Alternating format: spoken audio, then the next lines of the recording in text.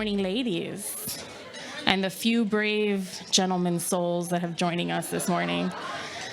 Thank you for being brilliant and being smart enough to make the decision to be in a room full of the smartest people that we have in Miramar, Pembroke Pines, and Weston. Welcome to our annual Modern Women Business Summit hosted by the Miramar Pembroke Pines Regional Chamber of Commerce and our subsidiaries, the Weston Florida Chamber of Commerce and the Pembroke Park West Park Chamber of Commerce. It is an honor and a privilege to stand before you today as we prepare to immerse ourselves in a morning of inspiration, empowerment, and reflection. Before we get started, we'd like to recognize our diamond sponsor, Shops at Pembroke Gardens. Miss Annette, thank you so much. As well as our Sapphire sponsors, Baptist Health and West Care Village South. Thank you so much. We're also lucky to have additional sponsorship support from Garnes Injury Law. Thank you, ma'am. Sagemont Prep, Jonah's Birth, Shishi's Closet, and Archer Tactical. Thank you all so much.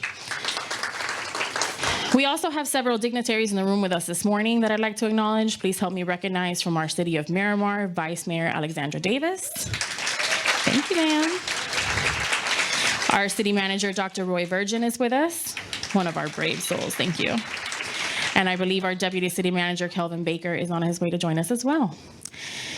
Also joining us is the Honorable Judge Catalina Avalos. Ma'am.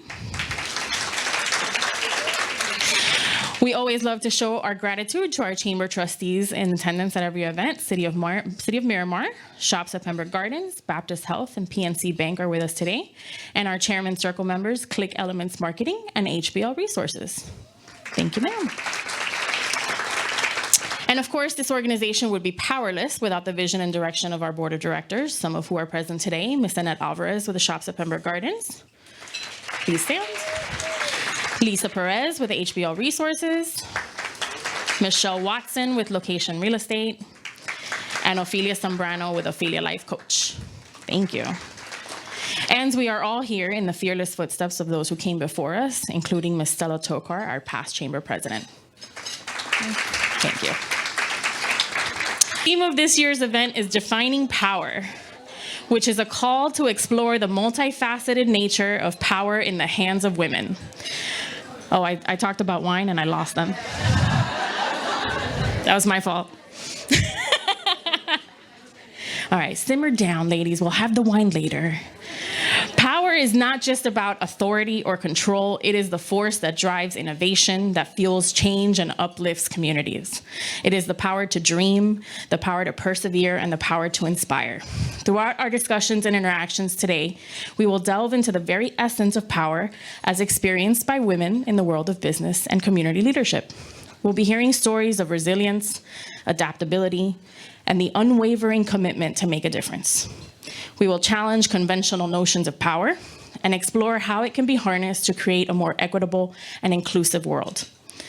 As we embark on this journey this morning, let us remember that today is not just about those conversations, but it's about catalyzing change. It's about fostering networks of support, mentorship, and empowerment. It's about recognizing the power within each of us and the collective power that we can wield when we come together for a cause that is greater than the sum of its parts. So let us be inspired by the stories we hear, the insights we gain, and the connections we make. Let us leave this morning with a renewed sense of purpose and the knowledge that together we can redefine power and shape a brighter future for all. Now that I've set the bar real high for your expectations this morning, please help me welcome our Vice Chair of Finance, Michelle Watson, to introduce our speakers and presenters.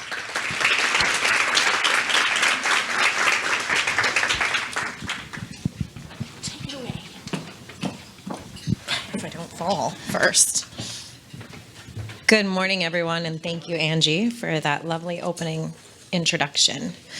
I am here this morning to present Jennifer Gannon. Jennifer Gannon serves as the Broward and Palm Beach area as a Baptist Health exercise instructor.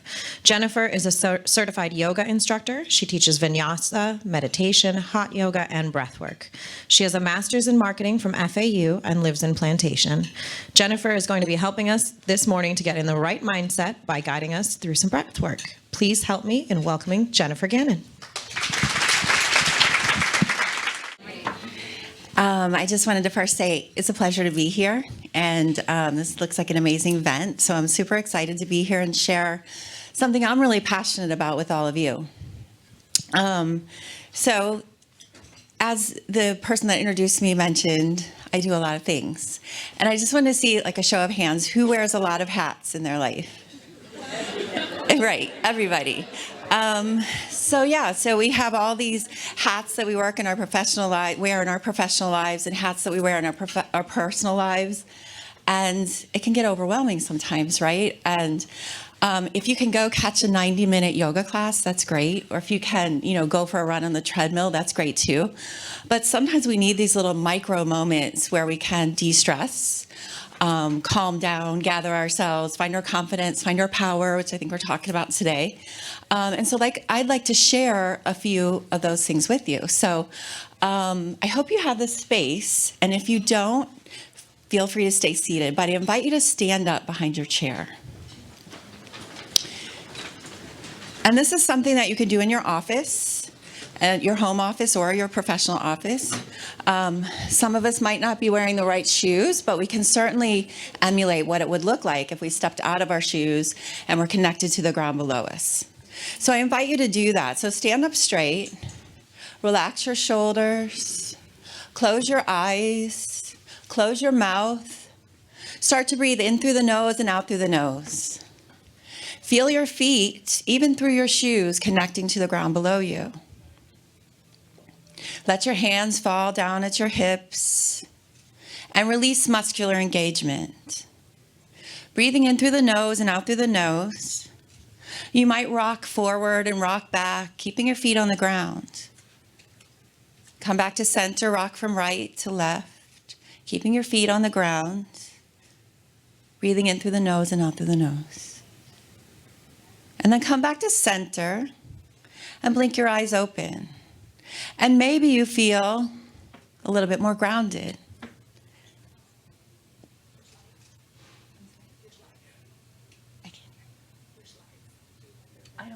Thank you so much. Sorry, I don't have any slides. So blink your eyes open. And I wanted you to connect to that exercise. So that's something you can do anytime. You can do it first thing in the morning. You can do it right before you get on stage to do a presentation. You can do it right after a stressful interaction with a colleague or a family member to get grounded. Even better if you can go outside barefoot on the grass and do it. So that's a grounding exercise that I wanted you to connect to. And now you can have a seat. And I'm going to teach you some stuff that you can do seated. I'm going to see if I can get this hooked up. I'm hoping it won't fall. Okay, good. So from here, be mindful of your neighbors. I know the tables are close. So I want you to bring your hands up to your shoulders. So we sit at desks all day long. We drive cars. We get tight in our shoulders, cervical spine, thoracic spine. So this is something you can do when you feel stressed and tight, sitting at the computer all day. And it's even better if you can connect the breath to the movement. So let's just start by bringing the shoulders together and back. Make big circles, like you're drawing big, huge circles with your elbows. And now, if you want to go a little further, you can close your eyes. And you can inhale forward and exhale back, connecting the breath with the movement. You might hear some popping, crunching. That might be my shoulders. They're tight too. And then when you're ready, you can go the other direction. And you do about 10 of these, and you might feel some stress falling off the shoulders. And what I like to think of is we, especially as women, no offense to the men in the room, we sometimes feel like we have to carry the weight of the world on our shoulders. And we can let it go sometimes, even for just a few moments. Good job, everybody. So those are a few easy moments, easy movements that we can do. And at the end, I'm gonna teach you one more that we're gonna do in our mind. But first, I wanted to teach you a couple breath exercises. So breath work is our connection to life, right? If we stop breathing, we're not really connected to life anymore. But at a deeper level, we connect to our life force through breath. So I'm going to teach you a couple very basic pranayama exercises that you can do. I like to do them when I'm stressed, when I'm feeling not focused, when I'm trying to, bring the energy up before a meeting, something like that. But you can even use them if you have insomnia, laying in bed at night, can't fall asleep, do some of these breath works. So the first one is called box breathing. You might have heard of it. You might even do it naturally and not know. So we're going to do it 8-8-8. So it's going to be inhale for the count of 8, hold for a count of 8, and exhale for a count of 8. And you can play around with those numbers. You can shorten them if your lung capacity is not feeling it. You can make them lower. And if you have like a really high lung capacity, you can make them higher. Higher is great, but 8-8-8 is a good start. So let's do it together 3 times. So inhale for the count of 8. 1, 2, 3, 4, 5, 6, 7, 8. Hold. 1, 2, 3, 4, 5, 6, 7, 8. Exhale. 1, 2, 3, 4, 5, 6, 7, 8. Let's do it one more time. Inhale. 1, 2, 3, 4, 5, 6, 7, 8. Hold. 1, 2, 3, 4, 5, 6, 7, 8. And exhale. 1, 2, 3, 4, 5, 6, 7, 8. And then just return to regular breathing. You might notice that you feel calmer just from 2 breaths, technically 2 breaths. So imagine if you did that 10 times. You might have a whole new perspective on your day afterwards. So that's box breathing. Another one that I really like, some people find this awkward at first. So I invite you to close your eyes. And what we're going to do is we're going to take it, this is called the lion's breath.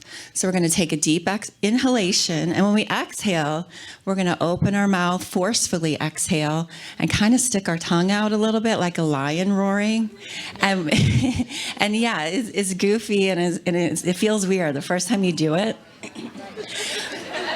But I promise you, it's a great way to release stress and to let go of things that no longer serve you.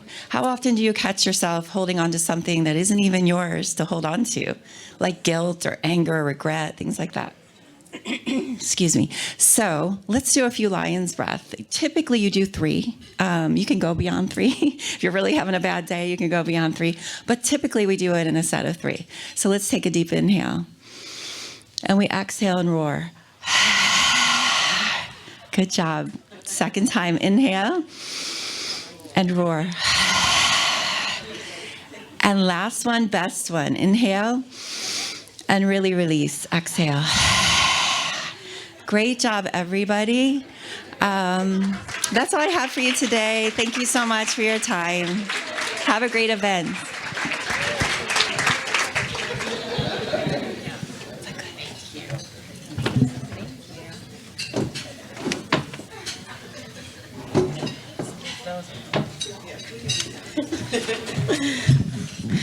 I feel like those breathing exercises would have been a lot more effective for me if I wasn't wearing Spanx. But other than that, they were fantastic. I could not inhale for 8 counts. So with that being said, that was fantastic. Thank you so much, Jennifer. It's now my pleasure to introduce Eamon M. Prosper. Eamon M. Prosper is a multi-talented poet, author, arts educator, journalist, entrepreneur, and cultural diplomat. Talk about many hats. Born and raised in Miami, Eamon draws inspiration from her late mother, Marie France Anne Calixte, whose sacrifices as a Haitian immigrant have instilled in her a profound sense of purpose. Fueled by the hope of a brighter future for her daughter, she channels her passion into uplifting others.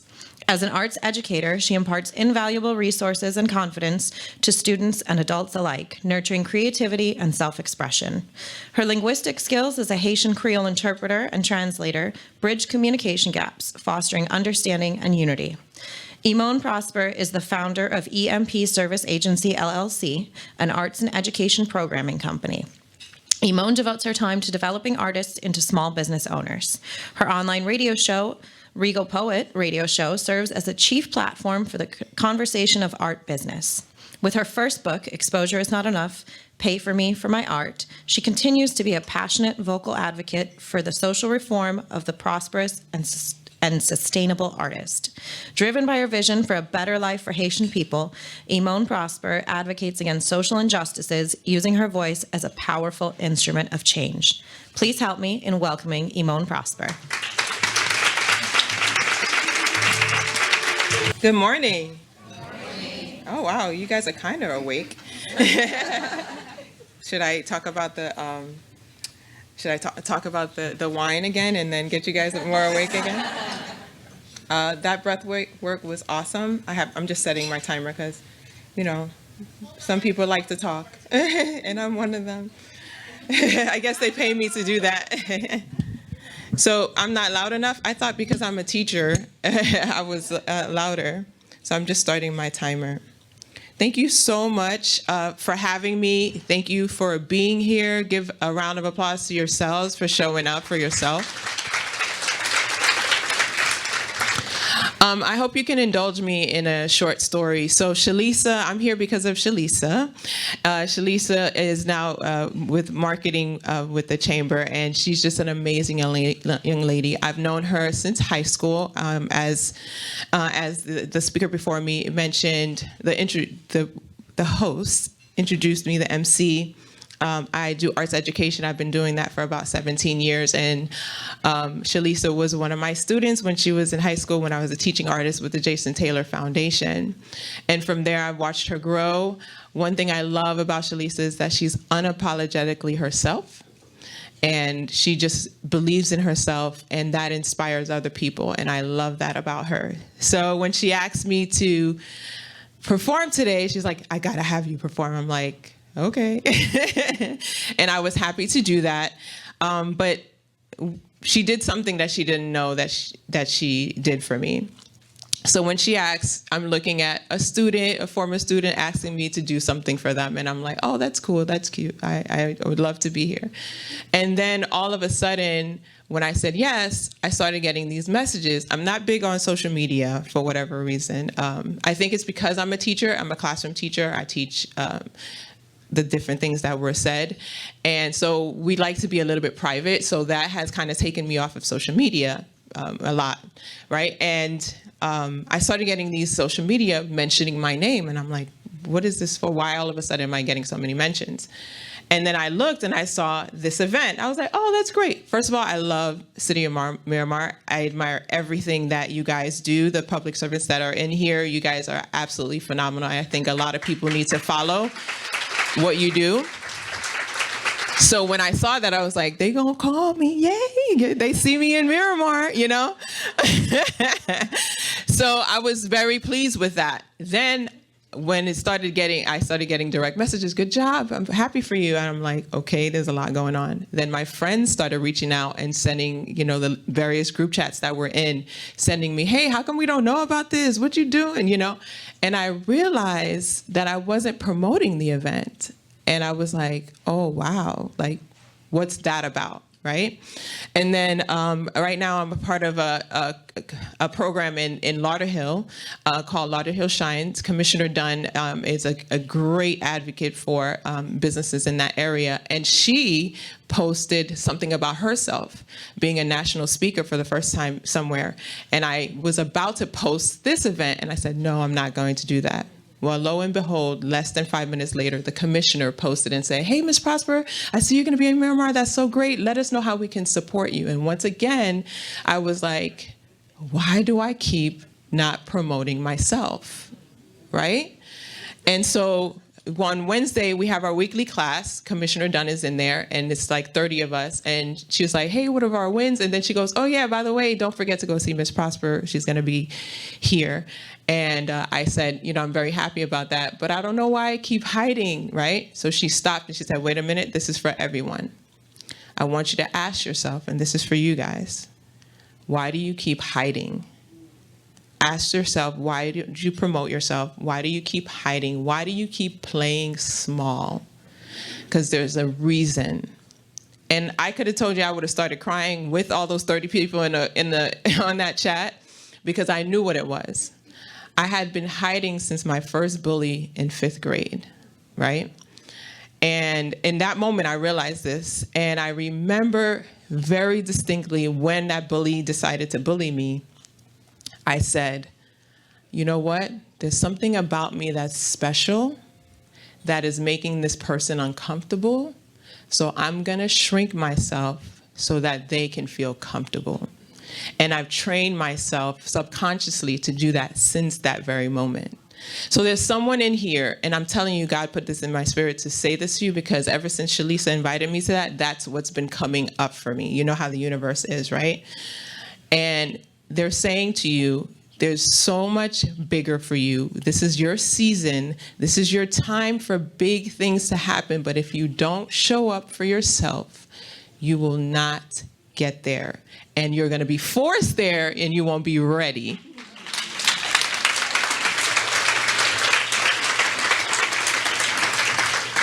So that's my spiel, right? So that came up. So I appreciate Shalisa for that. I don't think anyone else would have been able to expose that for me. And this event, I appreciate you guys for even coming, because this event did that. So with that came this piece. I wrote this poem called Muted Woman. It's dedicated to all of you. It's dedicated to what Shalisa started, which was to start diving deep into how I can retrain myself and start growing big and presenting myself as big as God sees me. So I hope you like it. Muted Woman. In silence was a girl with her speech imprisoned by fear. Her movement was to always walk on shards of glass-covered eggshells, piercing and painful, but invisible, and scattered in her deepest of crevices. Her thoughts were locked, her lips tight. She never dared let her bullies hear her speak. There were lightweights outside the home, but the heavy hitters were the members of the foreign embassy who revolved in and out of her house, always wanted their children observed but not heard. Her voice was silence, worthiness questioned, her body even battered. A muted woman I began, but one I never claimed to be.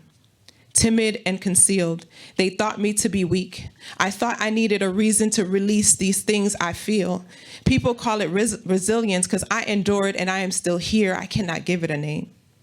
What I only know is that my survival rate was dependent on how many of these words could hit the lines binded on this page and not explode inside of me and bind me with rage. Though I move in silence today, still, I now use spoken word to speak my peace. Pieces in crowded ruins or in muted scenes, my power was found by the thought that I can demonstrate there is no need to fall in line with quiet if the human chose not to. If the silence is not a tool of education and meditation, to be merely a breath in a room with no reciprocity, no exchange of my mind to yours, my power is when your child, when my baby girl knows they are allowed to speak, they are allowed to share. In turn, my fight for social justice became my tongue. And my insecurities, though they keep me meek, a muted woman I began, but one I never claimed to be. I always have something to say. Whether it's with the sweet sensation of my confidence when I enter a room or revering the historical lineage of Kaimamam, Haiti. I stripped my soul when I found speech. Through verbal canvases, I paint the rejuvenating power of words. It's for the youth, for the seasoned, for freedom, I speak. For my daughter, I raise myself up, using metaphors as wings, letting birds carry the messages from my voice to the voiceless. My power is found in my linguistic abilities, using similes like stools to step up to my adversaries. Vocabulary is my weaponry. A muted woman I began, then spoken word lit my vocal cords like a beacon lighting up dark corners for those seeking power, seeking will, and seeking direction. I was seeking and was sought after.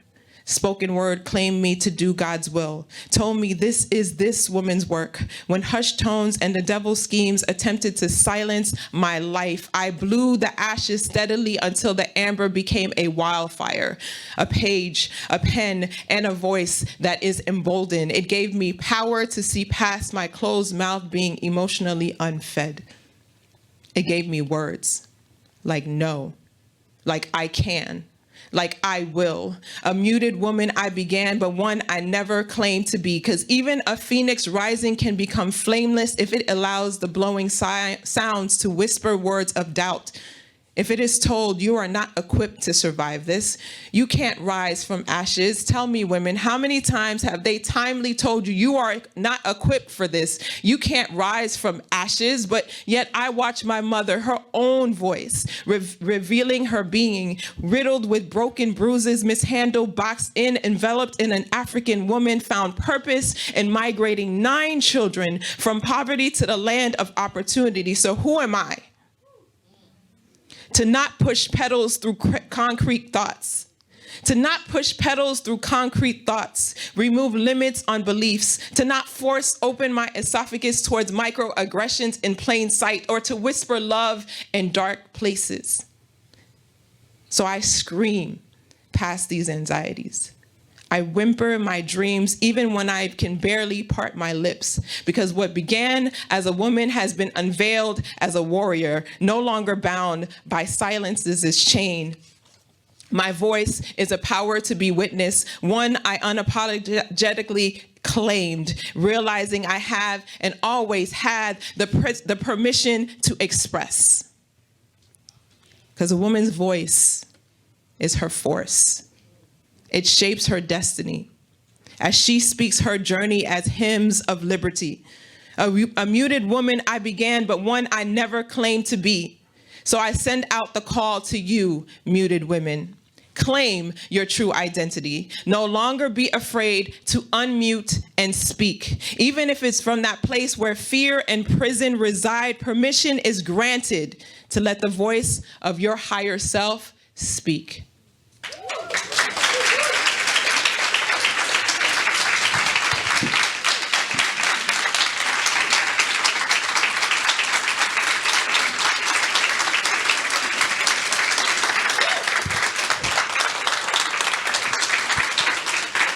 Thank you. I share that with Shalisa. That's a little bit for you, girl. I thank you so much for that. Any caregivers in the audience? Yes, you know exactly who you are. To define caregivers are anyone that is not your child, it's your parent, it's your grandparent that you have now taken on responsibility for. So show of hands again, caregivers, now that you know who you are, thank you. I just want to give a shout out to you. As mentioned, that was, my mom passed away, it hasn't been a year yet, and it's hard. So I was with her 15 years. I took care of her for real the last 5. And those of you that are caregivers know what I'm talking about. And it was a very interesting last 5 years. So I'm starting a support group just for you guys, because nobody told us that we were going to do this.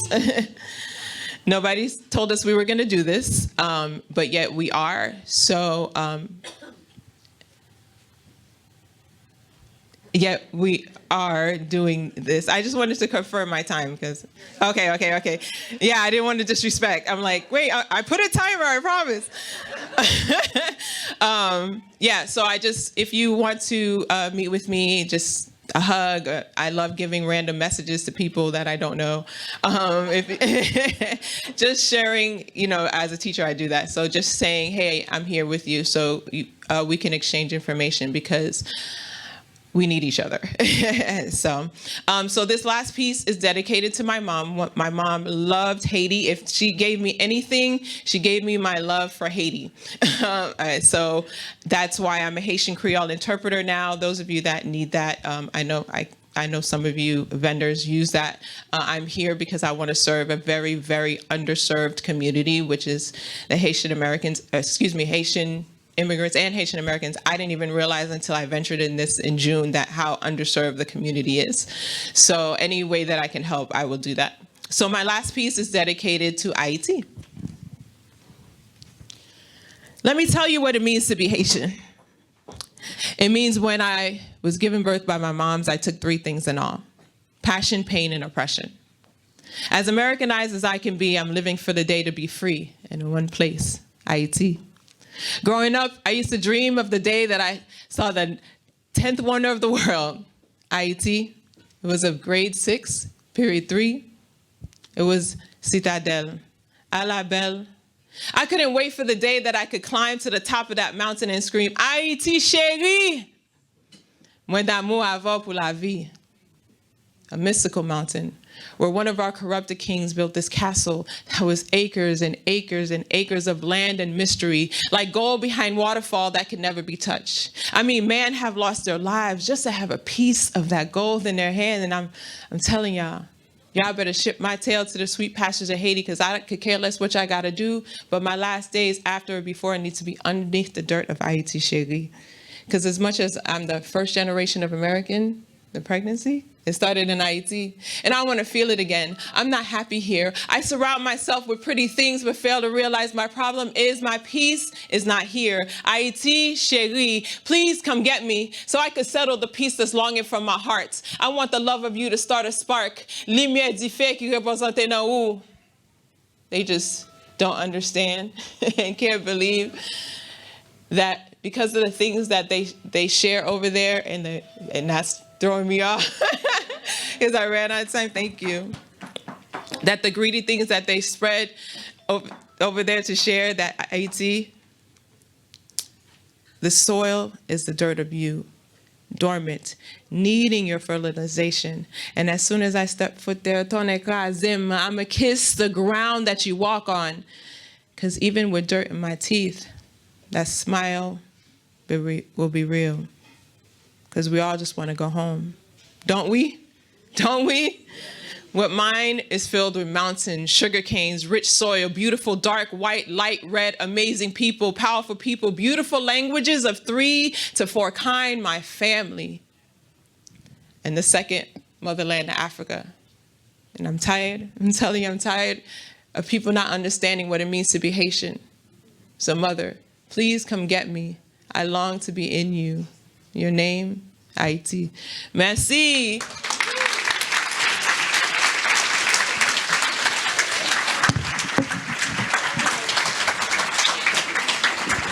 Thank you. Thank you. That was beautiful. No, don't drop those. I got you. No, mine. Oh, these are yours? No. Oh, okay. That was incredible. Thank you so much for sharing.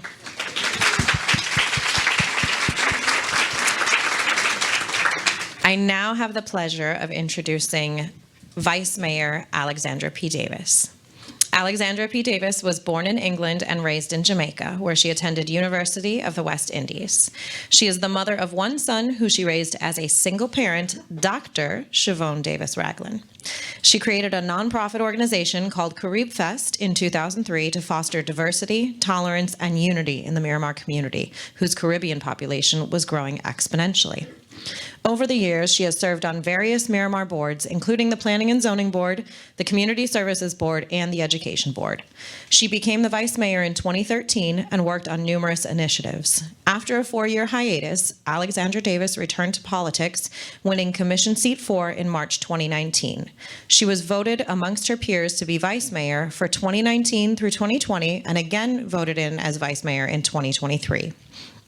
Vice Mayor Davis has received many accolades and awards, such as ICABA's one of South Florida's 100 most accomplished Caribbean Americans, Legacy Magazine's one of the 50 most powerful and influential business leaders in South Florida, Jamaica Consul General, Jamaica 50 Luminous Award, Legacy Magazine's one of South Florida's top educators, the Cosiano Community Leadership Award by the Miramar Pembroke Pines Chamber of Commerce, and the Africa Diaspora Women of Distinction Award. Please help me in welcoming Vice Mayor Alexandra Davis.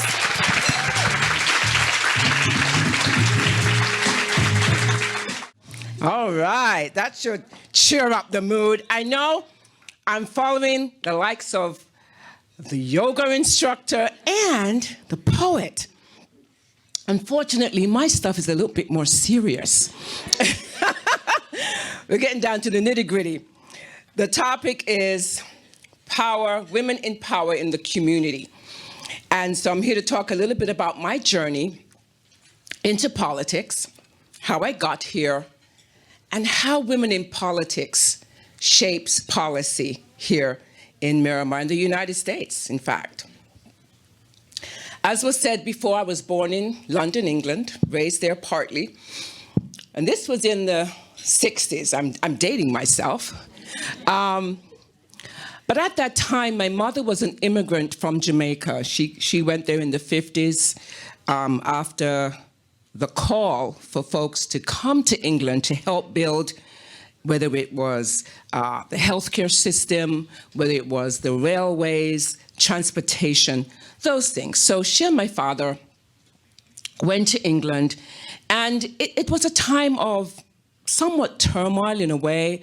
There were signs up at rental homes saying, no blacks and no Irish.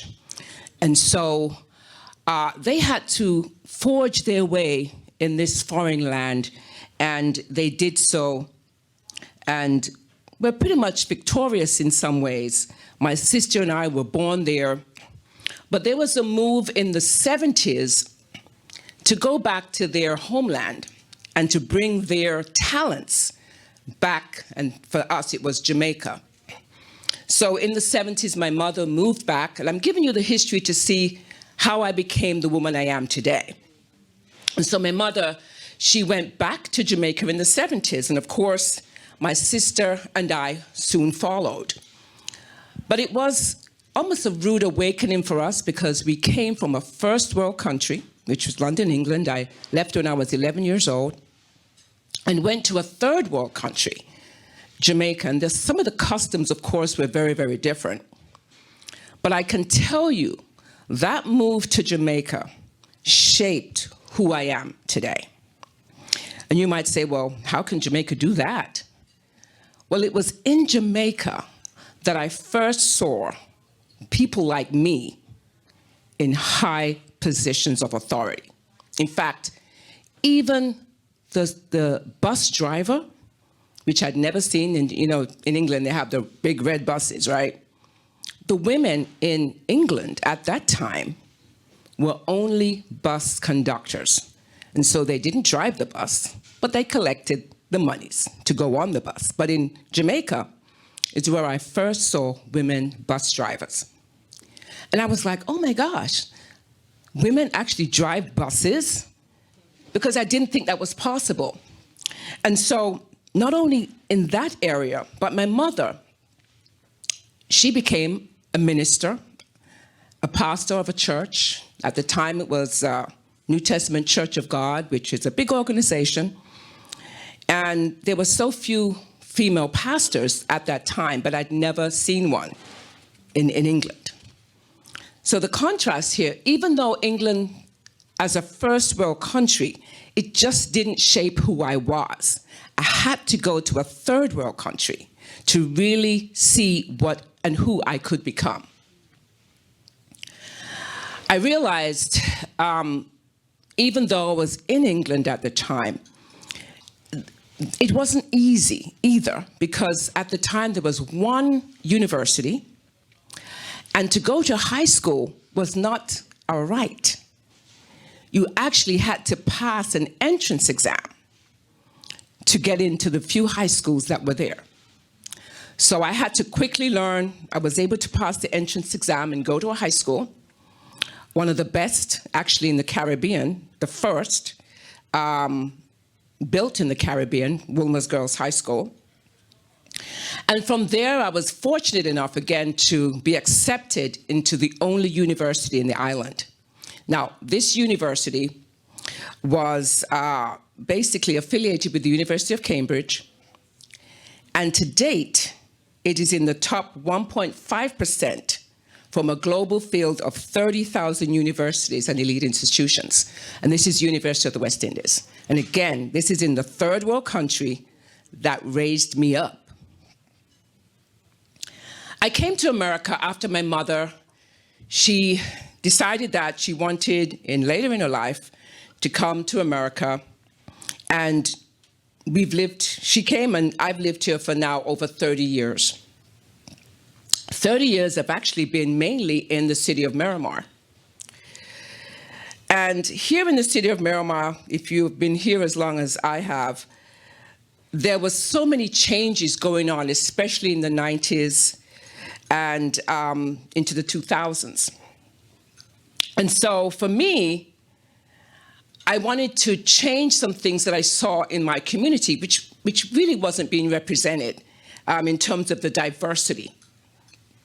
And so at that time, I had spoken to one of the commissioners and told them about my idea of having a Caribbean festival, just to try to make a dent into the mundane programming that they had in the Parks Department, which didn't reflect the burgeoning new community. And it was then that I formed a nonprofit called CaribFest. And CaribFest was able to bring this festival to Miramar, which included acts from whether you were Haitian American, Caribbean American, whether you spoke English, French, or Spanish, you were represented in that festival. And it so happens that even though that festival was created because of a politician who I actually was able to sell the idea to, it ended 6 years later, again because of politics.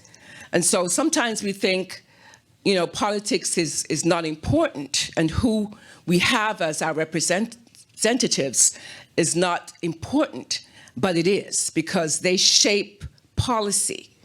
And I know previously the young lady spoke about Miramar and how Miramar has really grown, and pretty much Miramar is everywhere. You have to say that, because anywhere you go, people have heard of the city of Miramar.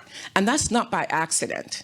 It's actually by design, because the people who are there, the representatives, actually make sure, as well as the staff, that we stand out. We toot our own horns, and we're pretty good at that.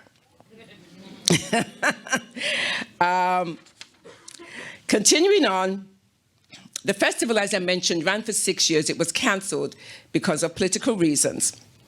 But at that time, we had a grassroots movement. Mind you, I wasn't in politics then, but I consider myself an activist. I was in government. But as an activist, we decided that we were going to fight to keep that festival in Miramar. We wore T-shirts, we showed up at the commission meeting, but unfortunately, our voices were not heard. So what did I do? I spoke in front of the commission. I don't know how many of you have been to commission meetings, but you might want to take the opportunity to go to your own commission meeting in your city, because you can make changes by simply speaking up. I went and I said to them at the commission meeting, I said, listen, if you guys can't do what is right by this community, I might as well be where you are, because you are just not listening. And this was in 2010. And of course, I kind of, put it to bed. I didn't consider it again, because I figured I wouldn't run maybe till I retired. But it so happens that that was not in the cards. Within 6 months, a seat opened up on the commission. And my friends at the time, who were also in government, encouraged me, said, you know what? You can do this, go run. But it was a challenge to me, because I'm the only breadwinner in my family. I had a son, was going off to college. And I thought, well, if I leave my job, because in Miami-Dade at the time, if you worked, which I worked in government, for you to actually run and win a political seat, you have to quit your job. And as you know, in terms of politics, it really doesn't pay. And being a part-time politician, the salary that I was making as a full-time employee was triple times that amount. And so I had to think real seriously about that call into public service. And it came to me basically in an email. And there happened to be a forum that was trying to help women who want to go into politics. And there was a cost to the forum. And I'm like, well, I can't really afford it, but let me see if I can, because they were offering a scholarship. So I said, let me apply for the scholarship. I applied, I got in, and they taught you how to run a grassroots campaign. But more importantly, what I learned from that symposium or forum was that the quote was, if not me, then who? And if not now, then when? And I thought to myself, wow, I think they're speaking to me. So I'm going to have to give up my job and run for office. And I know God will take care of the rest. And that's what I did. I ran, there were 6 other men in the race. I was the only female. And I won. And God did work it out because I ended up becoming a certified teacher afterwards. And that also helped me in terms of helping and giving back to my community. And I say this to say that, you know, there are known facts about women who run for office and I'm going to read, who are involved in decision-making because it benefits their community. Their role in creating and applying public policies has a positive impact on people's lives. There is evidence through research that shows that when you have more women in politics, you get policies that benefit women, children, and families in general. Powerful women in communities, and specifically those who shape public policy, such as politicians, tend to promote women's rights legislation. They promote children's rights and tend to speak up more for interests of their local communities because of their close involvement in their community life. Research shown by the Global Institute for Women's Leadership found that women policymakers prioritize issues that benefit the most vulnerable in society, such as healthcare, welfare, and education. As such, more women leaders seem to make for more equal and caring societies. Women are more likely to focus on these issues because they have a greater experience of deprivation and because they often are responsible for caring for others. On average, women work harder than men to represent their constituencies. Anybody agree with me? I know I work real hard. Which is linked to a stronger sense among voters that government is responsive to their needs. Increased representation of women in elected office is associated with counteracting corruption and focusing resources on the quality and consistency of public service delivery. Countries where women hold more political power are less likely to go to war and less likely to commit human rights abuses. Women bring collaborative and inclusive leadership styles into political environments that are often characterized by division and one-upmanship. And we see that clearly even here in the United States. The city of Miramar, there are currently 2 women in elected office. There's myself and Commissioner Coburn. And the impact of having our perspective on the Diaz has been and still is very significant. I can give you some examples of some of the policies. One of the initiatives that I was able to bring to fruition that affects mainly women but also men is to have paid paternity leave. Now, if we were waiting on the federal government to do this, or the state, it hasn't happened yet. And so in the city of Miramar, I propose that parents have 12 weeks of paid leave, which does not affect their, thank you. It does not affect their annual or sick time. So they don't have to use their annual time and they don't have to use their sick time. They get paid because they are parents bringing a child into the world. This is a huge step, and my life experiences enabled me to bring this legislation, because having my son years earlier, I actually went without pay just to be with my child, and that should be no parent's experience. As a mother and former educator, I pushed for our city's first skate park to allow children to use their skateboards and roller skates in a secure and safe environment, away from vehicular traffic. And the park is named after a former student of mine, Jose Alex Scott, who died tragically on his skateboard in his gated community after he was run over by an SUV. We got to think about our children and anything we can do. Again, women and their life experiences really have policies that affect families. In addition, I created a youth apprenticeship program. I saw where young people who were not going to college were getting into all sorts of trouble, idle. Decided to work with our city manager and staff to create an apprenticeship program that allowed for kids who were not going to college to learn trades and skills in the city of Miramar. So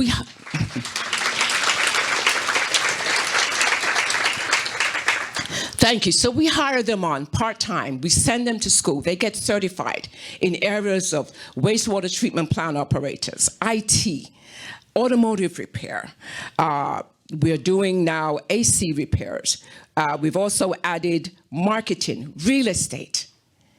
And we are hiring these young people from the ages of 18 to 26, gainfully employing them into jobs that have decent wages and allowing them to see that everybody's not going to go to college, but we're going to help you succeed anyway.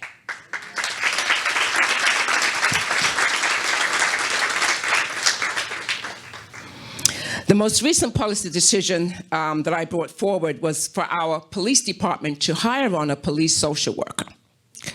Now, we're the first, basically, in the state of Florida that has a police social worker embedded with our police department.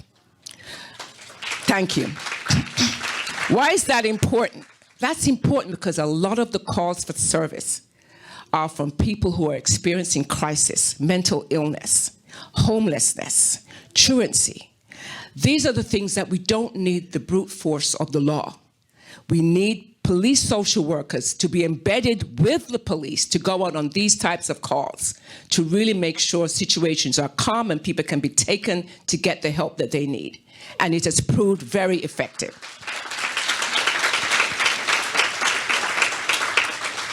So effective that this budget year we've added another police social worker. Still, in terms of women's access, let me know when the time's up. Oh, sorry. I'm nearly done. But still, in terms of women's access to decision-making, representation remains low, and progress has been slow, but gains are being made. Though most countries have been ruled mostly entirely by men throughout their histories, there are more countries electing women to high political offices, including heads of states, to date. According to the United Nations UN Women Division, 30 women are serving as heads of state and/or government in 28 countries as of 2022. Many of these women are earning praise for their innovative and effective leadership and for offering unique and fresh perspectives. While here in the United States, we have yet to elect a female president, there has been some progress. As of 2022, 1/4 of the United States Congress is made up of female representatives and senators. And Kamala Harris is currently serving as our first female vice president, as well as being the first African American of Caribbean and Asian descent serving in this role. I've lived, as I mentioned, in England and Jamaica, and I've experienced when women are heads of countries. In England, it was under Prime Minister Margaret Thatcher, and in Jamaica, the Honorable Portia Simpson. I do hope that during my lifetime, we can finally have a female president in the United States. It's time. In closing, I recall hearing someone talking about finding what your passion and purpose is in life, and that when you're living your passion, it doesn't feel like work. I had always wondered what my passion was and if I would find it during my lifetime. Though I'd worked in government most of my adult life, I had yet to find it. And that was until I entered politics over 13 years ago. Then I knew. So my advice is to never stop exploring and opening yourself up to new possibilities. And if you're not already living your passion, you will find it once you open up your mind, as it may be where you would never have thought it would be. I'll end with one of my favorite quotes from Eleanor Roosevelt. It's part of a longer quote, but I love this portion. You must do the thing you think you cannot do. And that's what I did, and that's what you must do. Thank you.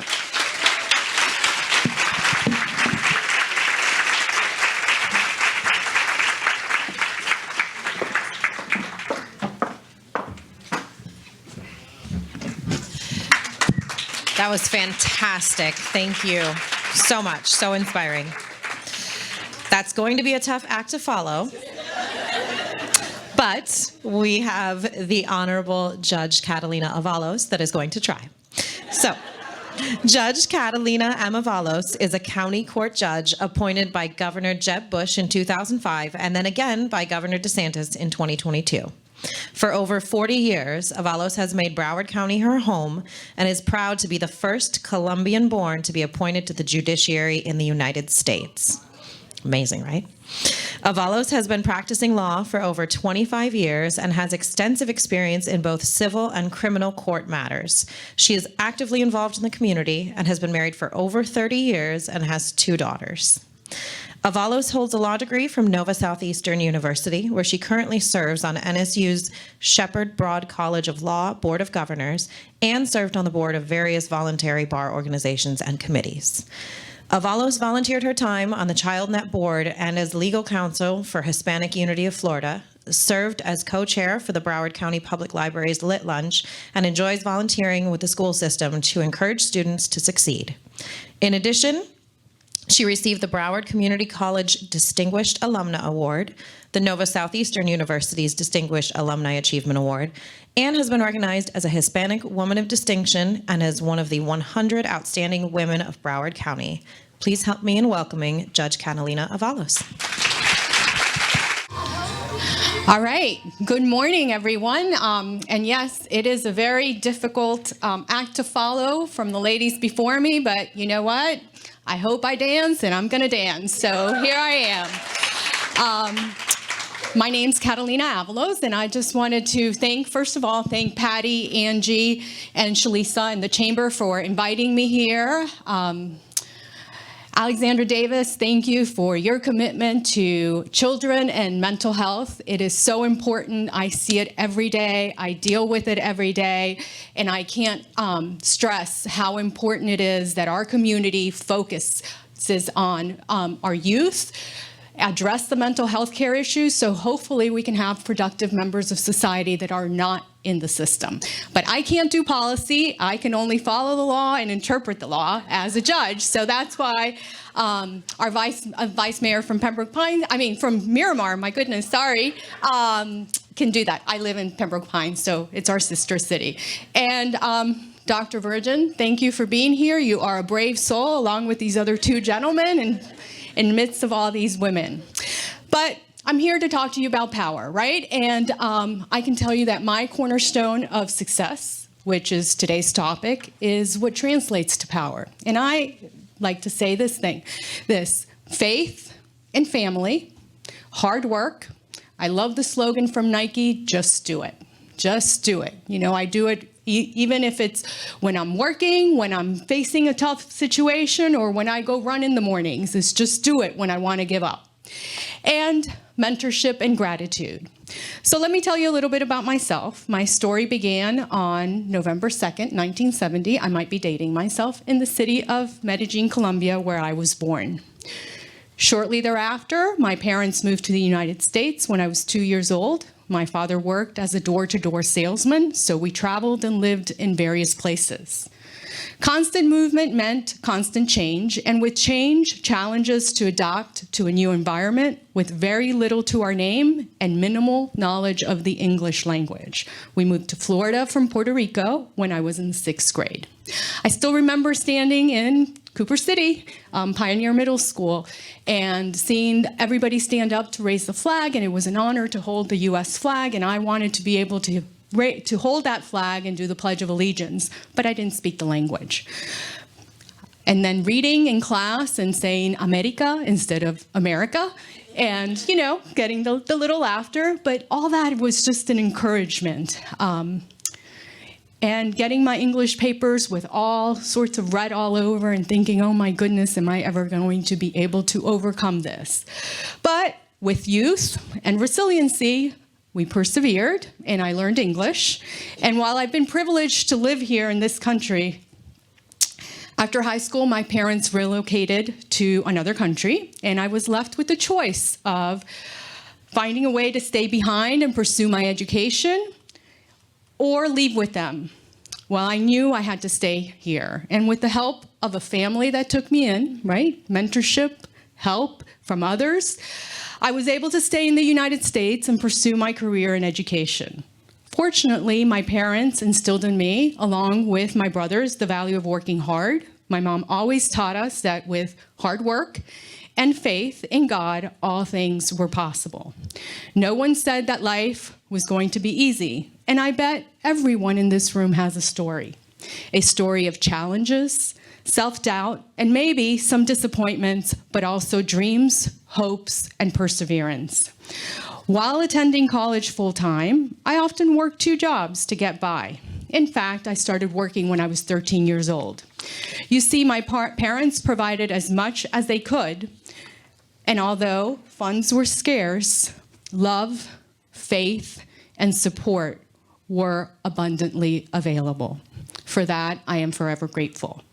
I was also fortunate to receive an academic scholarship, and I will tell you, and I heard Vice Mayor Davis say, you know, not everybody's meant to go to college, and not everybody can go to Harvard, and not everybody can go to UF, right? But we can all start somewhere.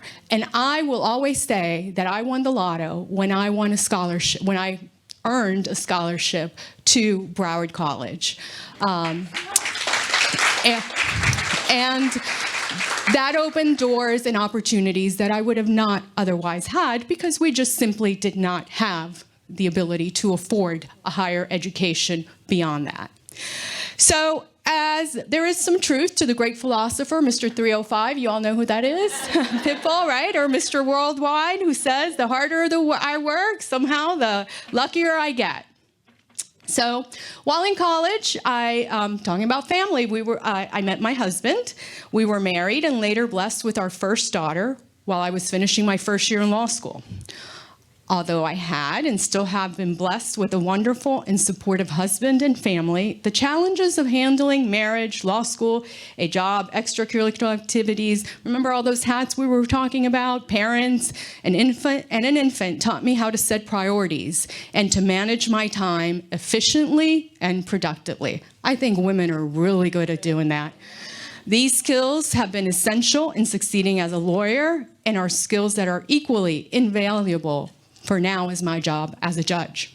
I am the oldest of 3. Both my brothers served in the military. My youngest brother is an engineer by education and an entrepreneur by trade. My middle brother is retired captain from the U.S. Army and currently served 2 tours in Iraq and now serves as a public defender in North Carolina. Although we live in different states, we always have each other and maintain our unity in family and support for each other. As a family, we've gone through our struggles. We lost my mom, followed by the loss of my 13-year-old niece to cancer. However, our faith and strong values remain constant, and they keep us going. I have been married for over 30 years and have 2 wonderful daughters. My husband served in the U.S. Navy. He's a retired law enforcement, and he is now the director of security for the Memorial Healthcare System. So we always taught our daughters to have pride in our country, both in Cuba, where my husband's from, Colombia, where I'm from, but to be grateful to this country for all of the opportunities that it has given us and to always honor this country with service, dedication, and good behavior. My oldest daughter is now an assistant state attorney, and she prosecutes crimes against the elderly. And the reason I share this with you is because her passion to become a lawyer came from Take Your Kids to Work Day. So that brings me to my third cornerstone of power, mentorship, right? Access. Give access to our children, to our youth. I invite your children, I invite anyone to come to my courtroom anytime they want. All you need to do is call. Why? Because if they see it, they see what the police officers do, they see what the social workers do, what the victim advocates do, what the judge does, what the public defender, what the other attorneys. They get to have an exposure and maybe sit there just like I did when I was a young lawyer and saw a judge and say, you know what, maybe I can do this. And if, what is it, Mayor Dix? Yes, exactly. And if not me, then who, right? If not me, then who? So with that mentorship, every month I've seen firsthand the importance of giving access to our youth. And it's a hand up towards success. It's not a hand down, it's a hand up because you want to empower our youth to believe that they can accomplish. And for that reason, I volunteer once a month. I volunteer at a high-risk school where the kids are kicked out of general, or, well, I don't like to use the word kicked out, but they are told to leave regular school for a little while, right? Because they've gone into some trouble. And I go talk to them. And you know what? If I make a difference in one of those kids' lives, I've made a change in this world. So, thank you. And I open my courtroom to them because I want them to come, because I didn't have that. My daughter did, and I saw the impact on her. So I encourage you all to tell your kids, high school, college, come by, and my doors are always open.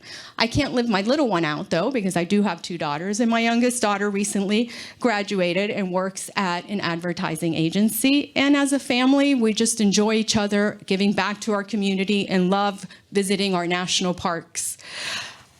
I hope that when you look at me, you see somebody that professionally will always give my very best to the tasks that I have been given, and I will continue to uphold the role in the judiciary, which is to follow and adhere to the law, unlike Mayor Davis, who is to make the law and make policy at a city level, right?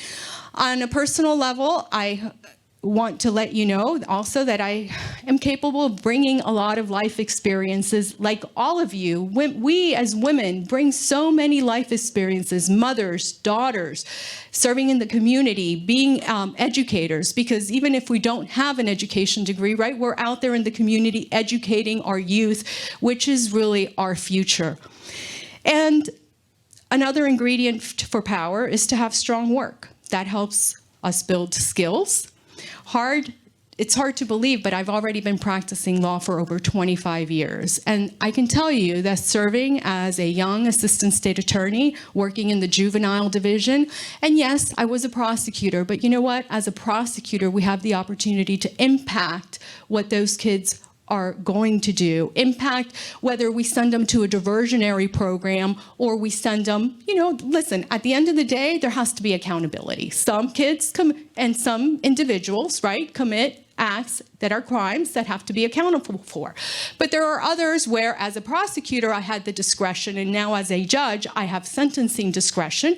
And again, there has to be accountability, but there could always it can also be tempered with intelligence and opportunities for the children. So throughout my career, I have embraced the challenges with resiliency, integrity, hard work, and dedication. I learned and matured to be a more well-rounded person and professional, and I think that helps us.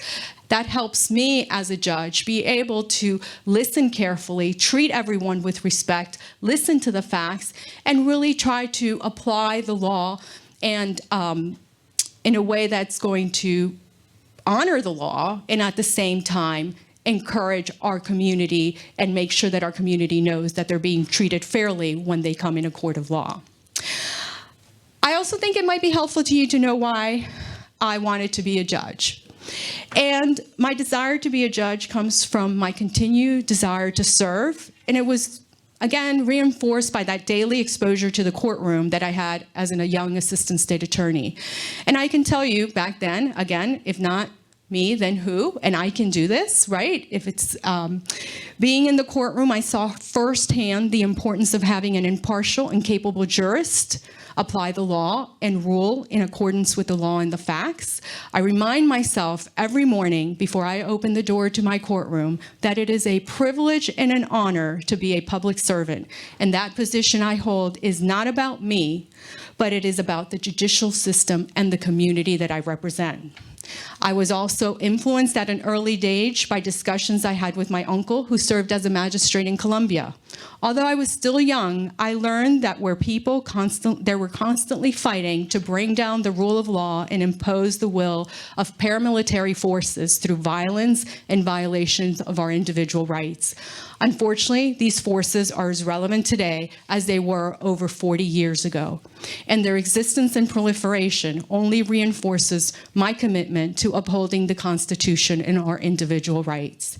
In 1989, my uncle began receiving death threats because of a case that he was involved with. However, he always vowed to uphold the law, which ultimately resulted in his and my aunt's assassination. I know that despite the price paid, he refused to give in to lawlessness. Similar to the paramilitary violence in Colombia, I've also seen what happens in a country that abandons the rule of law, where separation of powers is a term without meaning, and judicial rulings are simply a rubber stamp of those in power. In the 1960s, when the Cuban government threatened to take away a 6-year-old boy from his parents and send him off to get indoctrinated into the revolution, his parents did everything they could to escape.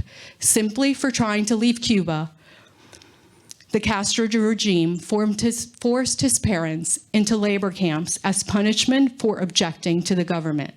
His mother worked from dawn to dusk every day for nearly 2 years in labor camps just to have the opportunity to come to the United States with nothing but clothes on their back.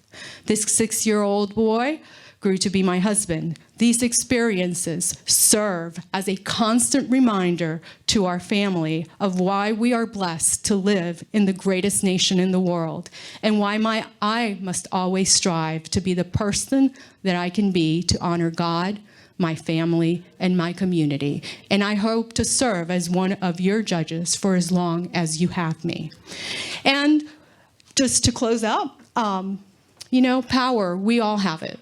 We all have the power, and I want to leave you with a couple stories of why just do it turns into power and the ability to succeed. The definition of power, it's the ability to do something or act in a particular way, especially as a faculty or quality. For example, the power of speech. We heard the wonderful poem by Miss Preston? By Miss Prosper. It was amazing. I think it moved us all. The capacity or ability to direct or influence the behavior of others or the course of events. I think we're all familiar with J.K. Rowling, with the Harry Potter author. She may have been, may be very wealthy today, but before she published her series of Harry Potter novels, she was severely depressed, recently divorced, nearly penniless, all while attending school, writing her novel and trying to raise her child on her own. With a great book idea and a lot of hard work and dedication, Ms. Rollins went from working at a small cafe, depending on welfare to survive, to now being one of the richest women in the world in a short span of 5 years. Let's also not forget Oprah Winfrey. Oprah is adored by millions of fans worldwide and now worth millions thanks to her popular talk show and media empire. But Winfrey was actually fired from her first TV job as one of the news anchors for Baltimore's TV because she got too invested in her story. She was told she was unfit for television news. As a consolation, she was offered a role on a daytime TV show, People Are Talking. The show became a hit, and well, we know what happened after with Winfrey, right? She's currently worth an estimated $3 billion. How about Michael Jordan? I love his story. It's just always so moving to me that it's very hard to believe that a man acclaimed as the best basketball player of all times, and I know I'm talking about a man, but I think this is worth, the message is clear, right? They get a turn too. Of all times, he was actually cut from his high school basketball team, and he did not let this setback discourage him from playing the game. As he once said in a popular ad, "I have missed more than 9,000 shots in my career. I have lost almost 300 games. On 26 occasions, I have been entrusted to take the game-winning shot, and I have failed over and over and over again in my life, and that is why I succeed." So I wanted to tell you that I'm going to leave you with the song that I started with, which is, I hope you dance. If you have the opportunity to sit or dance, take that opportunity and dance, because at the end of the day, as what I think you've heard here, if not me, then who? And you know what? You sit there, if you believe in yourself, sometimes it's uncomfortable. Sometimes it's taking you out of your comfort zone. But we are all here for a reason. We're all here to serve, and we're all here to succeed. And with faith, hard work, and mentorship, and empowerment, not only can we benefit ourselves, but we can benefit our community, and we can benefit in starting with our youth. So thank you for the opportunity to be here today, and this is a great event. Thank you, Patty, and thank you, Angie.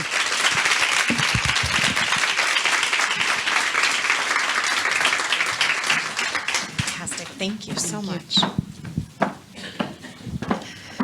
That was fantastic. Thank you so much for sharing your and your family's story. Truly inspiring. Last but definitely not least, I have the honor of introducing Patience Murray. Patience Carter Murray is an accomplished young woman who wears many hats, much like all of us. She is an artist, author, activist, entrepreneur, and Pulse nightclub shooting survivor. She is also the founder of Pages of Poetry, an organization dedicated to creating platforms for resilient creatives to share their stories. Despite the horror she faced, she survived being shot twice and held hostage for 3 hours during the historic mass shooting that took place June 12, 2016 in Orlando, Florida at Pulse nightclub. Patience has since turned her pain into purpose. Being the champion for change that she is, Patience has met with several political leaders like former President Barack Obama and advocated for common sense gun reform and increased mental health awareness. Former U.S. Representative Charles Rangel officially recognized July 31st as Patience Carter Day in New York. The annual Teen Choice Awards presented Patience with the Courage Award, and most recently, Patience was bestowed with the prestigious Resilience Award from her alma mater, New York University. She and her husband, Alex Murray, have an Emmy-nominated docuseries produced by the former NFL Super Bowl championship team, the Philadelphia Eagles. Together, they own a successful frozen treat business called WOW Ice, WOW Ice, in honor of Alex's younger sister, Akira Murray, who was shot and killed at the age of 18 during the Pulse nightclub shooting. I apologize. Patience continues to utilize her massive social media following to be an influencer for building resilience in others, reminding them to push forward towards their dreams despite their traumas, and inspiring them to overcome all adversity like a champion. Please help me welcome Patience Murray. Hi, guys.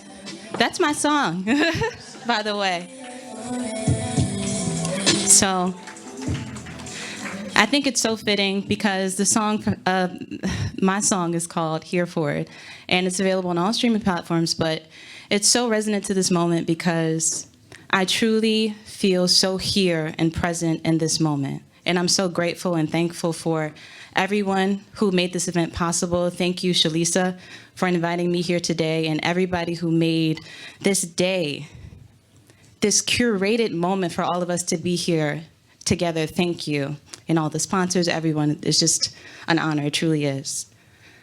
Well, I really believe that something amazing is going to happen to each and every one of us today and inside each and every one of us today. Under this event's theme, Defining Power.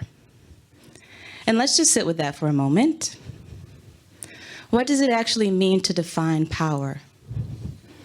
What does it mean to cultivate power and share it with others? Well, today, I want to share with you a few takeaways from my journey of personal triumphs, adversities, awakenings, and truth, which has helped me advocate for sensible gun laws and mental health awareness across the country, while supporting my husband and building a successful frozen treat company here in South Florida called Wild Ice, which launched during COVID-19, literally the worst possible time for new businesses. And I'll share the resources of how I've been able to cultivate a pretty impactful personal brand through storytelling, primarily, which inspired me to create Pages of Poetry in 2020, which started as an online poetry competition that became a lifeline for artists during a really challenging time in the world, which I now envision as being a broader stage, literally live stage, providing scholarships and opportunities for artists, poets, musicians, creatives who've weathered their own traumatic storms. Now, how many of us are grateful that we don't look like what we've been through? Okay. I know I am. And I wish I could say that my life was some sort of fairy tale, but it really is far from it. And it's truly a testament to the grace that has covered me from the day I was born into a crime-infested neighborhood in Philadelphia, to surviving the Pulse nightclub shooting in 2016, where I was shot twice and held hostage for 3 long, terrifying hours. I wish I could say that I had the perfect parents who gave me all the support I needed to become the woman I am today. But my mother disappeared from my life when I was just 2 years old, and I had a father who struggled with his own mental health. So, no, I didn't have the perfect upbringing, but it took me a long time to realize that in spite of those challenges, well, it's not really in spite of, it's because of those challenges that I am the woman that I am today. So I couldn't leave here without at least telling you that the very foundation of my strength and resilience is due to the prayers of my great-grandmother, Annie McQueen, who covered me up until the day she passed away at 96 years old. Such a blessing. And it was those prayers that kept me through some of the darkest times in my life when I felt alone and unloved, contemplating whether or not the world was better off without me. It was her demonstration of her faith in God in the midst of life's challenges that taught me how important it was to anchor my faith. No matter how scary, how uncertain and unpleasant those circumstances were. And to be completely honest, even during the intensity of the Pulse nightclub shooting, when I had my fist clenched to my mouth in agonizing pain and my body surrounded by blood, I prayed. I am nothing without my faith in God. My belief that all things really do work together for my good, no matter what it looks like. And I encourage you, if you're not looking at life that way right now, to take those beliefs and adopt that, because there are lessons in our trials, and embracing those battles is where we find our power. And today, I want to share with you a few key points that have guided me into defining my own power. And if you're taking notes, the first note is anchor your faith. You have to ground your faith in something way bigger than yourself. There are going to be so many experiences that will make you question the validity of your dreams, the clarity of your calling, and the legitimacy of your purpose. But get crystal clear on what you believe, even in the midst of confusion and chaos. That happens a lot. And when nothing makes sense, you have to hold on to the simple truths that make up your life. We all have beliefs, whether good, whether bad. But I encourage you today to adopt a new set of beliefs that will propel you towards your destiny. Beliefs like, I am fulfilling my purpose. Beliefs like, I am in abundance of prosperity. Beliefs like, I will receive the abundance God has for me. Your belief just isn't about repeating words that sound good, but feeling connected to them at a soul level. I promise you, I really do. I promise you, when you begin to believe these beliefs at your soul level, that's when opportunities and the blessings that you've been praying for, that's when they start to chase you down. And my second point is, don't be surprised. Did you ever notice that once things start to go really well for you, and I mean really well, like everything started panning out, and it just seems like you're right where you're supposed to be, and then all of a sudden, something happens out of nowhere. A challenge just arises, but don't freak out. Some trials come to prove our vision. And what that means, to prove. Some problems come into our life as a test to see if we're willing to keep going after it. What are you willing to push through to get to the vision, to get to the dream? Is it even worth it? Some problems help us pinpoint exactly how dedicated we are to that vision. So don't freak out. Again, life's challenges are not meant to stop us. They're meant to shape us. It's essential to understand that our trials are a part of the journey, and facing them with resilience builds us to be the women and few men that are in here, to be who God destined you to be. And my point number 3 is people are counting on you.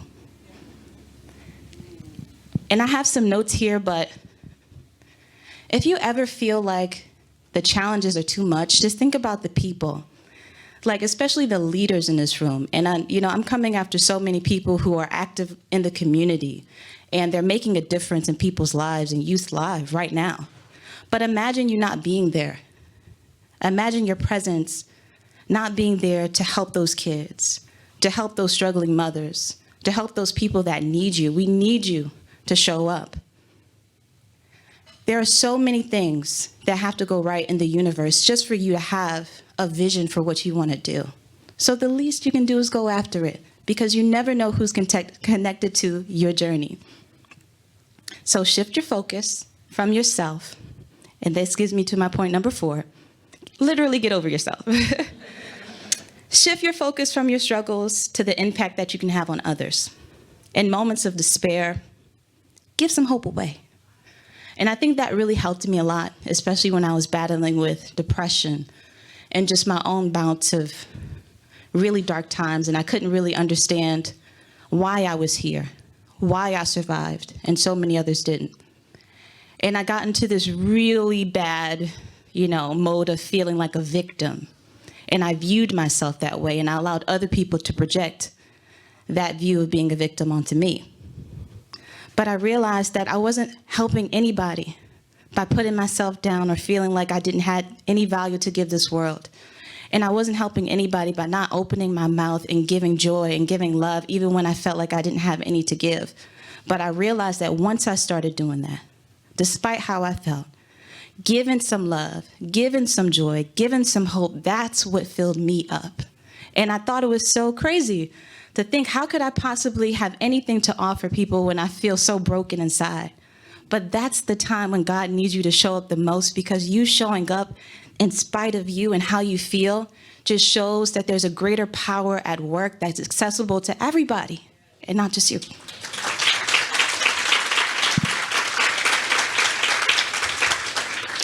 And never, never accept defeat. No matter what it looks like, the circumstances can always, always change. And not to get too dark, but even being in the Pulse nightclub shooting, down to those last few minutes, thinking that I was literally going to die, like asking God to take the soul out of my body, because the pain that I was in, the terror that I felt every few seconds just was too much to bear. It wasn't until that wall came crashing down that I didn't even believe that I was going to make it out of there. So what I'm saying to you is, even when it's at its darkest moments, when it looks like you have no way out, Just keep your faith and believe, and know that the circumstances can always change, no matter how unlikely it may seem.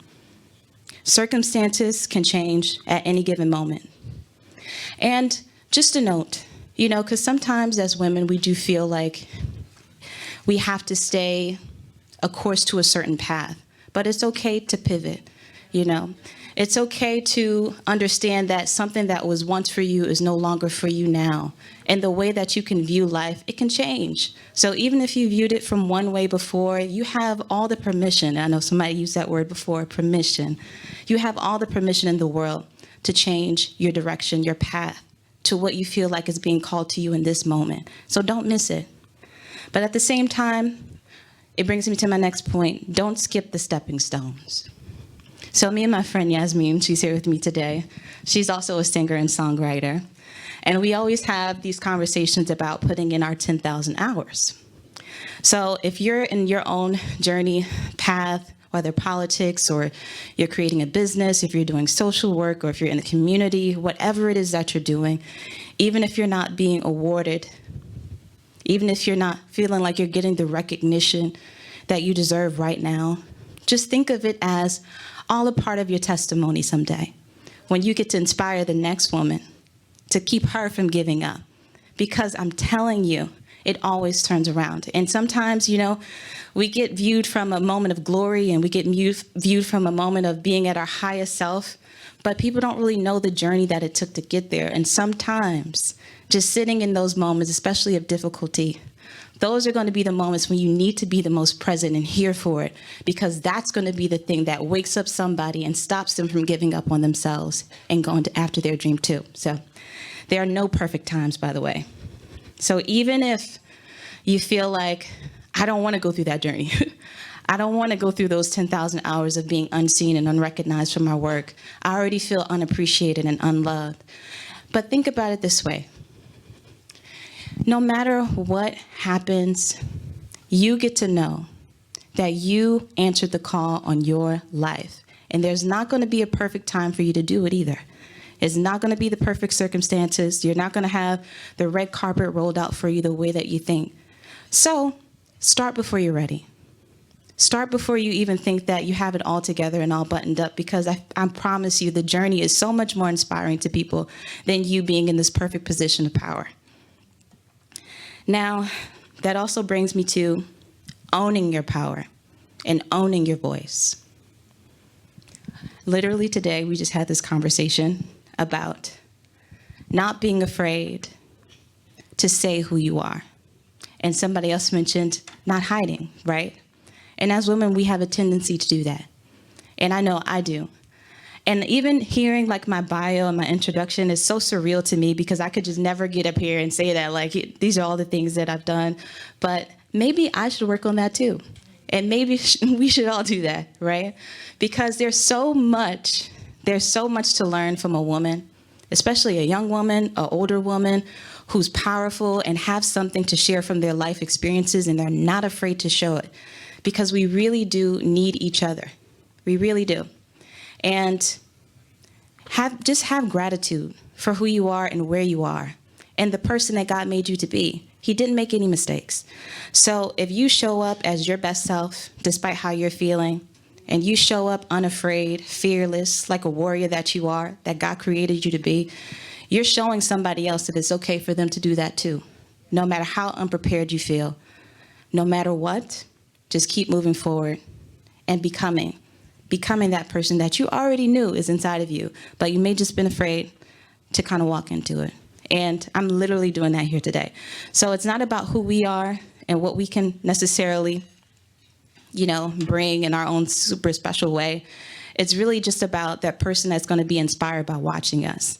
So if you take that shift from focusing on yourself and how you feel to how you're going to literally inspire the next person, the next generation to become their best selves, I'm telling you, it'll move you out of that depression. It'll move you out of that sadness. It'll move you out of those dark moments, because now your life isn't just about you and what you can do, but how you can impact the next person. Thank you.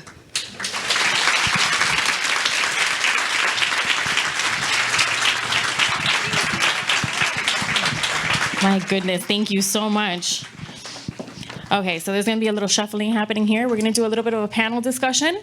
Okay, so we do have a couple questions for our panel today. All have to answer every single question, but I do want to leave a little bit of room at the end in case anyone in the audience has any questions that they want to ask. But the first question that I love to ask when I meet dynamic leaders as yourselves is, what book is your automatic go-to recommendation for other women in your life? It could be either a book that's a life changer or just a joy filler. It could be trash. I'm telling you right now. It could be that you just want a good beach read and it's a fantastic choice for everyone. But what's that book for you? So this is going to be a little left field, but it's actually a book called Breaking the Habit of Being Yourself by Dr. Joe Dispenza. So he is such an incredible speaker, thinker, and the way that he views just the mind and how we can overcome it and how we can basically utilize our mind to create the experiences that we truly want to have in our lives. And sometimes we all have these limiting beliefs that are sort of just taking up real estate in our subconscious. And he shows us and walks us through in that book how to defeat ourselves, overcome ourselves, and become a new version of ourselves. And that's been my favorite book of the year. Anyone else have a recommendation? No? These artistic people. It's because they have like a huge library. That's why they're not. Because I do not believe that they do not have a book. So mine is two. One is the one time that can have 6 hours to like read a book one day. But it was the Little Rock Nine. So the youngest young lady from the Little Rock Nine who became a journalist. I just thought her story was inspiring. And then The Power of Now. Yeah, when I experienced the power of now, it was just the timing was perfect, and I'm like trying to get there again. So that was one of my favorites. All right, so I'll share. I just don't remember the name of the author, but for me, it's The Shack. And the reason that I like that book is because no matter where you are in life, how I think you were talking about it, how low of a position you think you are, God is always there. He's always walking with you and holding your hand. So that is my book that I like. I don't have a book. I've read books over the years, but as a scientist by profession, I'd say I studied science. I was never a reader. And so I'm about the facts, and getting maths was my strong point. So thank you. All right, well, we got 3 really good recommendations we'll give you, Vice Mayor. I wrote those down. I'm going to go on Amazon when I get home. Okay, so in a world where leadership is often associated with assertiveness, and in a world where an assertive woman is often labeled bitch, how have you all balanced strength with empathy and collaboration in your leadership roles?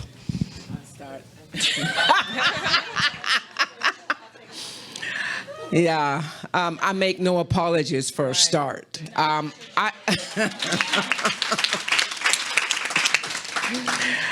remember one of my first jobs I'd gotten in government, and it was a code enforcement position. I was at a supervisory level, and another supervisor of a group of code officers told another person who got back to me and said, you know what? I don't think she's going to make it. She's too demure. She's too, she's not tough enough. And, I proved him wrong, of course, because while he was still at the level of supervisor, I reclassed myself like 3 times and became a manager over him.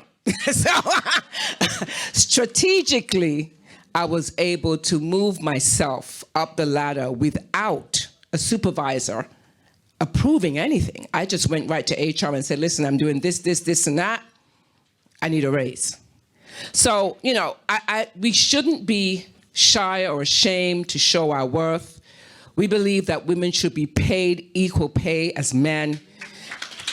And, you know, I charge our city manager to ensure, and he's here, to ensure that our women are treated as equals with equal pay.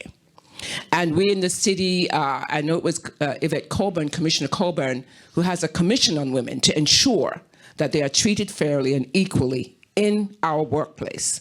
And I know that our city manager is on top of that because we're on top of him. So I would say kill him with kindness, assertiveness, and preparation.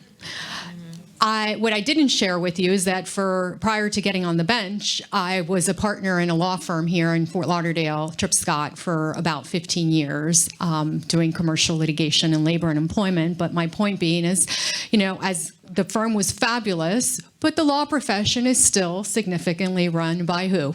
Men, right? So they see sometimes I was the only woman in the room, you know, in depositions, in court, and everything else. So again, kindness, assertiveness, and preparation. And once you show them that you can hold your own with them, it changes a little bit. So that's how. And yes, they might misclassify or mischaracterize your assertiveness for something else, but you know, that's on them, not on you. You got to do your thing. You be you, and and they be them. So, absolutely, that's amazing. I definitely have the adage of killing with kindness, especially being in the classroom. But have you guys seen War Room? You reminded me when you said the Shack. War Room. Anybody watch that? So, you know, the premise, if you haven't watched it, is basically having a closet or a space specifically for you to pray and go into these deep meditations for yourself for the things that you're looking to manifest, right? But you're essentially breaking yourself in this room and giving it to God. That's the movie, well, the premise of a prayer room. So for me, that's what it is, right? I think I'm a very, very nice person to default before. I thought I had to be nice in order for me to get people to like me or to get things done. And then I realized that not even Jesus was always nice, you know? And so you have to believe in who you are in the private moments. When you go out, you're presenting yourself, you have this mission that you're putting forth, but nobody knows what your mission is but you and the superior. Nobody knows who you are or what the things that you have started off from child when you bring it out. But when you know that your intention for people is good, then there's a lot of things that come at you that you will not be able to explain. You can only know in your spirit, I'm out here to be good, to do good for others. And then you go into the prayer room and you just scream and say, oh my God, they don't know who I am and they don't understand. And I'm telling you, I can attest to this, that God knows, if those of you that believe, the source knows, and they will open up doors where people will come to you and be like, I see what you're doing. In those moments, you take them and they're just confirmation that you're on the right track. Not everyone's going to see what you're doing. Maybe 20 years from now, they won't know, you know what, that's why you did what you did. So you have to have that belief in yourself and that prayer time or that private time where you let it out so you don't go crazy, but know that your intention is out there to serve.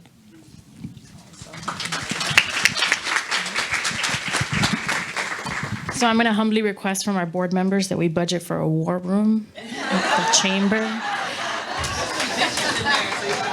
So like under my desk. All right, no.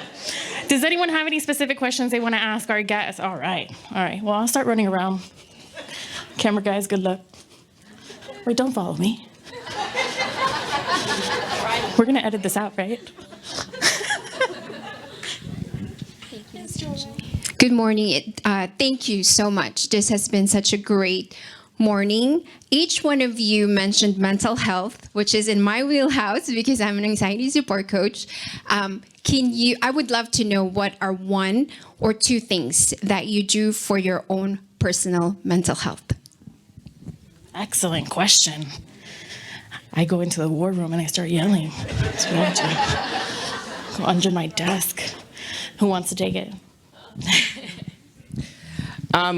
Of course, I'm the daughter of a minister, so I was raised in church, and of course, that's my foundation. So I make sure I pray and meditate every day for him to really provide for me the mental fortitude and strength that I need to really conduct the work that I do in the community. So it's prayer.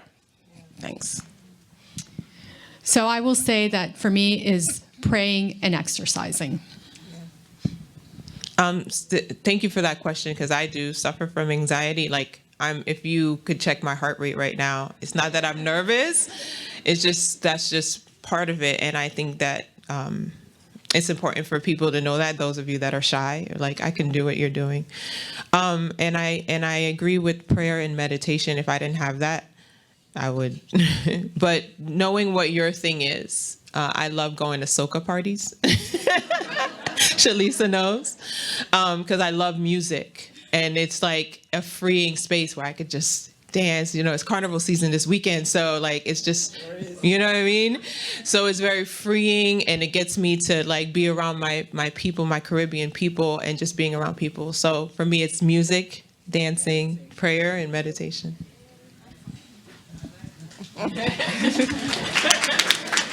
And in addition to all of those things, especially prayer, especially spending time alone with God, and that, if whatever form of meditation that is for you, I love being outdoors. When I get the opportunity to just sit in the sun, to sit by the water, to be around the trees and feel the energy of just nature around me, it's something about that that just really calms my nervous system. And being around people who bring out the best in you and being around certain words of wisdom too. So even if you're not able to be in a certain circle of people who are constantly kind of speaking life into you and getting you to get out of that mode of yourself where you're kind of stuck in, utilizing technology and like YouTube, like going to different speakers like a Dr. Joe Dispenza or like a Sarah Jakes Roberts or like a person who has a word that can speak to those nerves that you have, or speak to that anxiety, or speak to those fears, or speak to that depression, and you can meditate in that too. So utilizing the fact that you have your phone and you have the access to kind of combat those thoughts with technology as well. And then in addition to all of those other things, and like finding the things that you love and finding the things that ground you and give you peace, but spending some time alone in those thoughts and writing it down. Like, what is actually going on? Like, what is actually happening in your mind? What thoughts are you exactly having? Right? And sometimes you do need to speak to someone, right? Because sometimes, even though we do a good job within ourselves, especially as women, we kind of just, keep on trucking. But sometimes we need to reevaluate those journals and look at where our mental state has been, and really talk about that to somebody, whether it's somebody you can, especially somebody you can trust, somebody that you love, especially if you're having thoughts, of suicide or anything like that. These are all things that you want to speak out loud. You don't want to hold that inside. So in addition to everything else, especially having, the internal strength to, go to God and just ask for that wisdom of how to move forward in your journals and how to kind of articulate what it is exactly that's keeping your mind compressed or depressed. Excellent. Thank you so much. And I do encourage that if anyone needs someone to talk to, go to our chamber directory and visit the section on mental health. Go to a chamber member. Does anyone else have? All right, Ms. Cades. All right, Shalisa's going to do the running for me. I'm sorry. My name is Stephanie. I'm one of the older members here of the chamber. Woman, have you for a wiser? An entrepreneur. Well, I want to talk about that. If you're over 55 or 60, society says you're no longer relevant. Try to find a job, ladies, for a company to get good pay because of all you know. You don't. So the depression is that we're no longer valued. We're not giving birth. We're not raising the kids. What do? We start a business. And we fight and fight and fight, and then we're up against a lot of problems. My question is to all of you ladies, you are younger, but you're going to be older. How are you going to change what's happening to, raise your hand if you're over that age. No pressure, no pressure. How are you going to change that? So these ladies, when they get to my age, they're going to be relevant. They're going to be able to open a business at this age, just like our fellow gentlemen are, and be successful. Woo! Got her hand up. So thank you for that. I need to check your ID because. That's really close to my heart right now. My mom was 84 when she passed, and like I said, I was her caregiver for 15 years, and the last 5, and she was living in a nursing facility, and I had to move in with her there in that senior place. So I see exactly what you're talking about, where my mom was a very vibrant person until her last breath. And she felt very much alone, and it was hard for me to even be there for her. So now I'm thinking about my daughter, because I don't want her to have to see me as a burden, right? So, for people that do life insurance, this is a perfect opportunity for you to say yes, because I know definitely that helped. But I don't personally have all the answers to that, because I'm just going through that. This is exactly why I'm wanting to be part of any support network, to be able to be a resource for that question specifically. And my reason for even wanting to connect with other people is because of the fact that we may be over 40, over 30, and taking care of someone over 60, or, and we have to be able to provide for them. And a lot of the times we just don't know where the resources are, So my answer to that is just connecting as things, those of you that are caregivers and experiencing that right now, you're seeing it firsthand, connecting with others so that we can connect with those organizations that can help with that. Because the resources are out there. And I ran into them over the years. And the support together, we can really get to that. So I can't say that I have the answer for it, but I know it's there. We just really need to pull together and make it happen. So to answer the question, I think we have a lot of young women here, and one of the ways to do it is as we're still young, recognize that there is a need, an opportunity, and a value for people who are wise, right, to work in our different industries. For example, as they just raised the retirement age for judges, it used to be 70, now it's 75. So I think as society, we're also recognizing that that older people bring a lot of contribution. I mean, there are companies out there that encourage the work of the working with elderly. So I think that as young professionals, as young business individuals, you can open those doors and create harvesting that. And I am going to take this opportunity. I'm going to thank you all. I do have to go. I'm sorry. I'm going to be a grandmother in a month, and my daughter has a doctor's appointment. So I promised her I would be there, but I really appreciate being here, and my apologies for having to run out. So thank you, everyone. Thank you. All the best in that. As the judge mentioned, that as elected officials, we are policymakers. We, make legislation in our cities, in our counties, in our state, in all of in the U.S. In fact. So there are things that we can do and are doing. For example, in the city of Miramar, I may look young, but I'm actually 60, okay? And I don't consider myself old. I consider myself wiser, as was stated. But we want to encourage folks to know that, look, we got a president currently who's 80 years old. Right. Age is just a number. We have a challenger who's 77. And so in the city of Miramar, what we do, we encourage our seniors, those who no longer work, to really get out. And we have 2 senior centers, which are very vibrant communities. They go out, they go on trips, They go on cruises, they play bingo, we take them to their doctor's appointments. You have to make sure that your elected officials are catering for all of the residents in their city. So we have two, one in our eastern section, one in our western section. We also have a senior daycare. And this was something that Commissioner Coburn championed. Why?